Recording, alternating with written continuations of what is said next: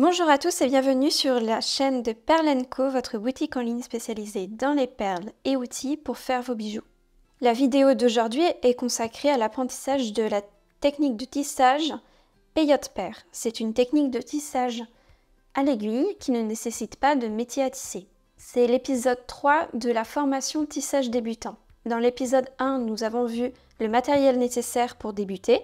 Dans l'épisode 2, je vous apprenais le brick stitch. Et du coup, dans l'épisode 3, on va apprendre le peyote pair. C'est une technique qui peut paraître un peu compliquée lorsqu'on ne la connaît pas, mais en réalité, c'est très simple et très facile à prendre en main.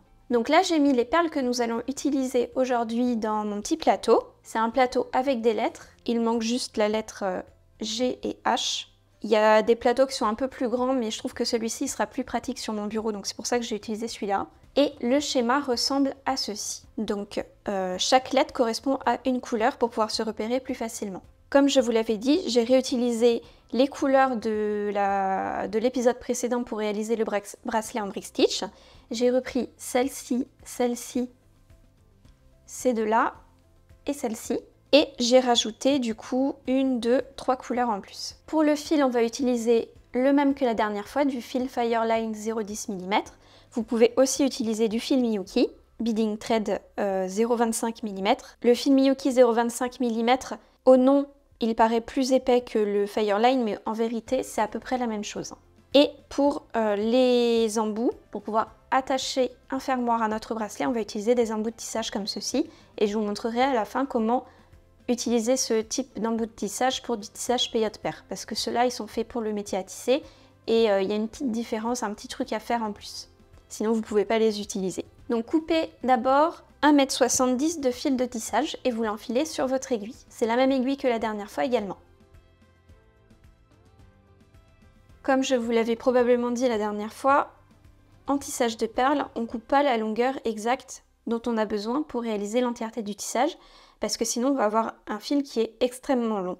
Donc généralement, on coupe une longueur de fil avec laquelle on est à l'aise pour tisser, et quand le fil devient trop court, quand il reste que 15 cm de bout de fil, on coince le fil dans les perles déjà tissées, on le coupe, et après on reprend un nouveau fil qu'on coince de nouveau dans les perles, et on reprend son tissage. Donc je vous montrerai ça tout à l'heure, et pour commencer, je vais vous montrer le schéma et comment commencer le tissage peyote pair.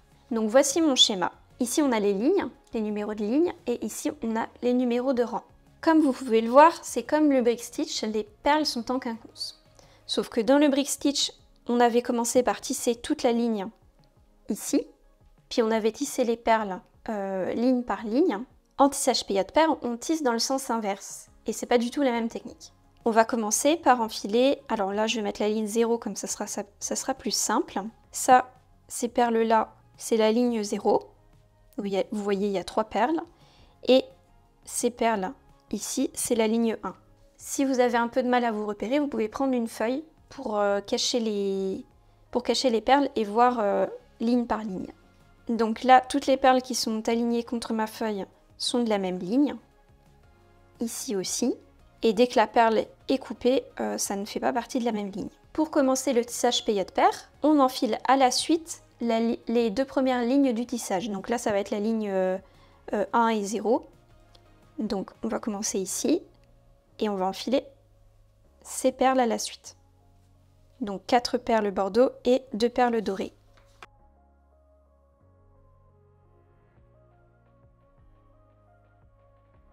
Je les place près de mon bout de fil, mais je laisse quand même une bonne marge parce que à la fin, on va coincer le fil dans le tissage. En vrai, on va faire la finition qui permet d'adapter le tissage peyote pair aux embouts de tissage pour métier à tisser. Donc vous gardez, on va dire, une bonne longueur, 20 cm, ça me semble bien. Voilà, vous gardez bien 20 cm. On maintient nos perles en place. Donc moi j'aime bien tenir mon fil comme ça. Et on passe au rang 2. Donc voilà, on est passé comme ceci.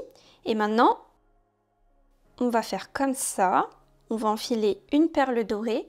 Bon, je changerai les numéros parce que je trouve que c'est mal fait sur ce logiciel-là. Parce que pour moi, ça c'est la ligne 2. Et eux, ils ont mis la ligne 2 ici. Donc ça ne me convient pas trop. Hop. Voilà. Donc la ligne 2, elle est ici. Vous pourrez télécharger le schéma sur le site, le schéma modifié, vous inquiétez pas.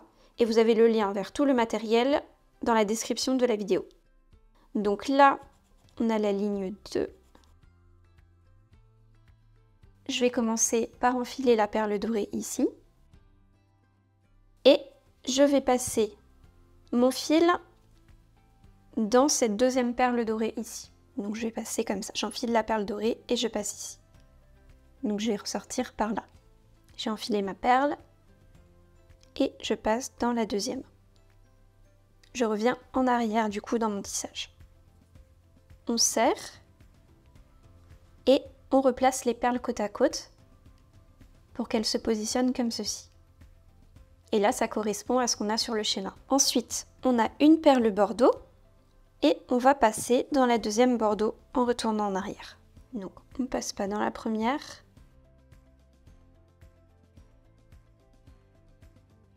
On va passer dans la deuxième. Et on serre.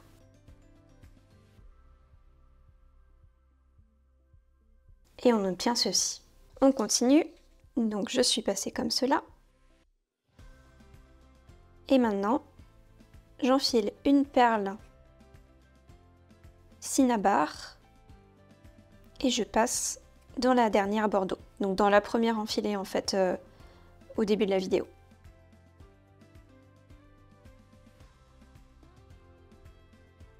Et voilà, vous avez commencé à apprendre le peyote pair. Vous voyez, c'est pas si compliqué. Maintenant, tout ce qu'on va faire, c'est à chaque fois enfiler une perle par une perle, la perle qui manque entre les perles ici. Donc là, on est passé comme ça. Maintenant, on enfile une perle cinnabar de nouveau et on passe dans la perle cinnabar en dessous. Puis, on enfile une bordeaux. On passe dans la bordeaux en dessous, on enfile une dorée et on passe dans la dorée en dessous.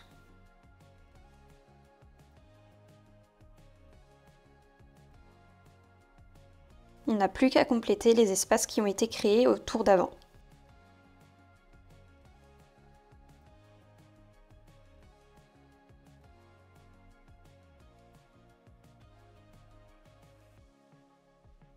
Je vous conseille de bien barrer au fur et à mesure les cases sur votre schéma. Parce que sinon vous pouvez vite vous perdre. Et pensez à utiliser la feuille du coup si vous ne visualisez pas très bien les lignes. Donc là pour la prochaine ligne, ça va être une bordeaux, on passe dans la dorée, une bordeaux, on passe dans une bordeaux, et une cinnabar, on passe dans la cinnabar.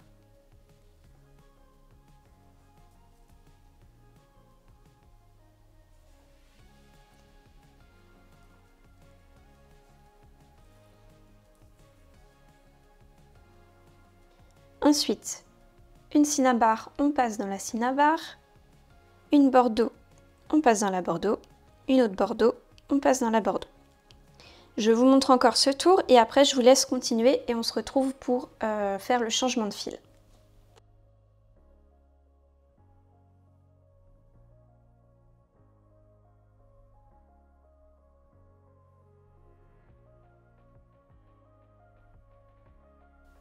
Voilà, je vous laisse continuer. Il me reste à peu près, on va dire 15-20 cm de bout de fil. Avant que mon fil ne soit trop court, je vais le coincer dans le tissage et le couper. Donc pour cela, on va faire des passages en diagonale dans les perles. On va faire environ 4 passages et puis ça sera suffisant. Donc vous voyez, je passe à travers 3 perles, puis 2 perles. On évite de repasser sur les bords parce que ça fait une surépaisseur et avec les frottements, ça risque de faire ressortir le fil. Donc on reste bien à l'intérieur du tissage et je vais passer soit dans la perle à droite ou à gauche, mais on évite d'aller plus loin parce que sinon le fil, bien évidemment, il va se voir sur les perles. Il faut passer dans les perles d'à côté.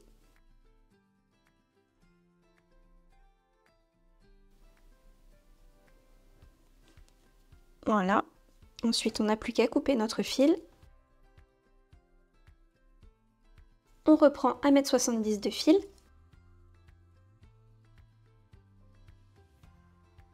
Et de nouveau, on le coince dans le tissage et on reprend là où on s'est arrêté. Donc on pique n'importe où.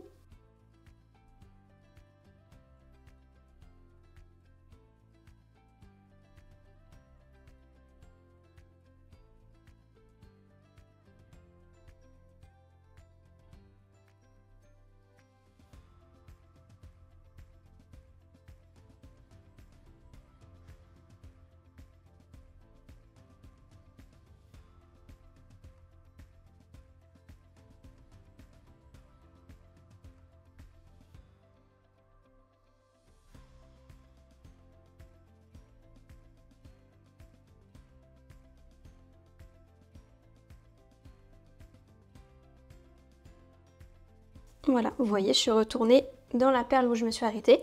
Et vous vérifiez bien d'être dans le bon sens pour pouvoir continuer. Normalement, c'est bon. Donc là, j'ai plus qu'à fixer une perle bordeaux pour pouvoir continuer mon tissage. Pour vérifier que le fil est bien fixé, on tire sur le fil. Et vous voyez, il ne coulisse plus, donc c'est bon. On peut alors couper le petit bout de fil. Continuez votre tissage jusqu'à avoir une longueur qui est à peu près identique à la taille de votre tour de poignet. Il faut juste laisser un petit peu d'espace, on va dire environ 1 cm ici lorsque vous testez sur votre poignet. Parce qu'on va rajouter les embouts de tissage, le fermoir. Donc il n'y a pas besoin que ça fasse l'entièreté de la taille du poignet. Généralement, je dis d'enlever 1 à 2 cm de tissage pour ajouter le fermoir par la suite. Voilà, j'ai fait un tissage qui fait à peu près la taille de mon tour de poignet. Et maintenant, on va faire la petite technique qu'il faut rajouter sur du peyote pour pouvoir les adapter aux embouts de tissage. Pour utiliser les embouts de tissage, on vient glisser les dernières perles dans l'embout. Et ça va accrocher le tissage à l'embout. Sauf que dans le cas du peyote, vous voyez, les perles, elles sont en quinconce. Donc les perles, un rang sur deux, elles vont bloquer les perles du bout. On ne va pas pouvoir glisser les dernières perles sur l'embout. Donc pour pouvoir glisser les dernières perles sur l'embout, on va rajouter des perles en plus uniquement sur les perles qui ressortent. Donc pour ça, je vais d'abord me positionner dans la perle blanche ici.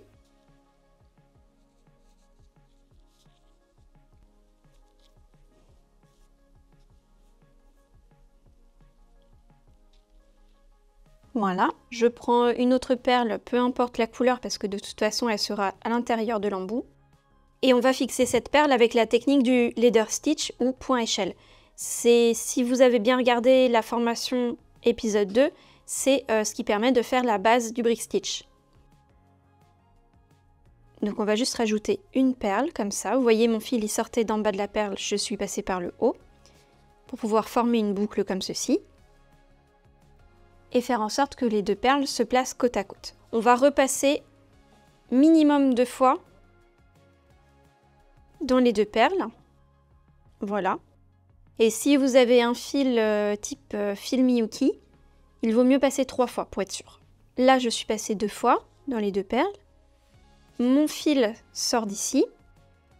Et je vais aller dans cette perle maintenant, pour pouvoir rajouter une autre perle. Donc, je vais passer dans la perle d'à côté et je traverse en biais comme ça.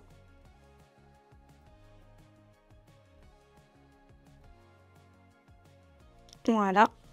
On remet une perle. Mon fil, cette fois-ci, sort d'en haut.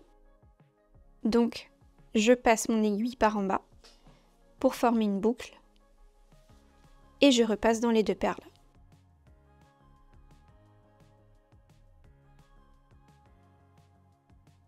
Voilà. Et maintenant, on fait la même chose avec la perle en haut.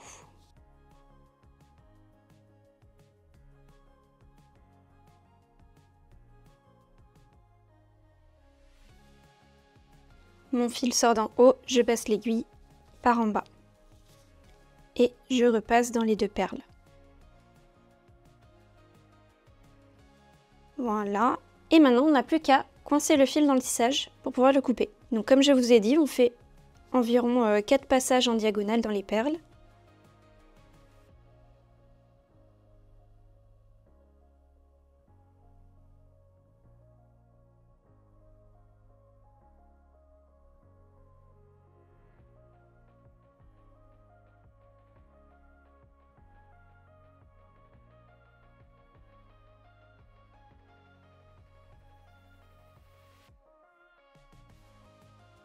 Voilà.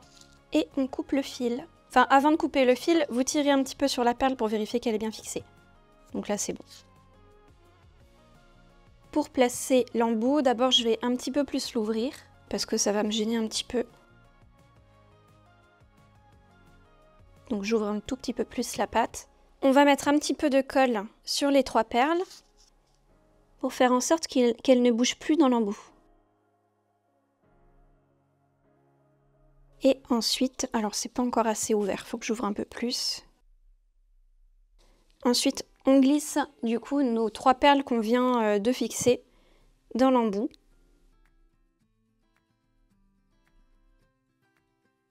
Voilà. Et on vient refermer la pâte. Et là, je pense qu'il n'y a pas assez de colle. Je vais mettre un peu plus de colle parce que j'ai la place. Pour que ça bouge vraiment plus, parce que comme il n'y a pas de perles ici pour bloquer, ça risque de glisser comme ça dans l'embout. Donc je vais mettre un peu plus de colle.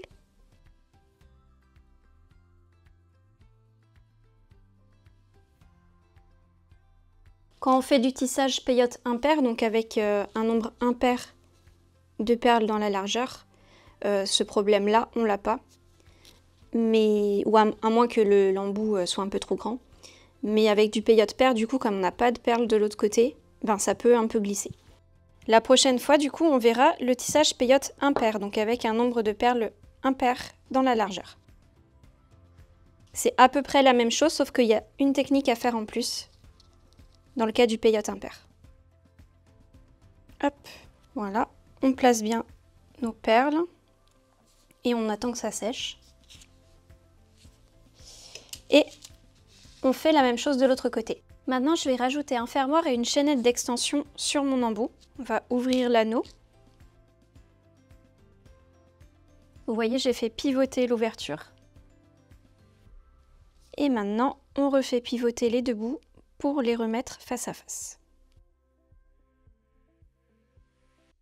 Et pareil avec la chaînette, on ouvre l'anneau.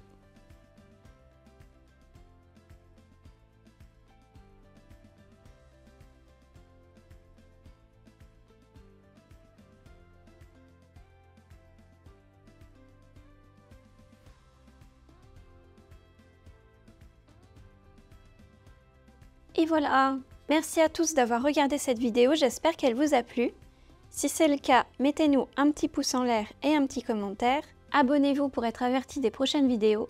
Je vous dis à bientôt!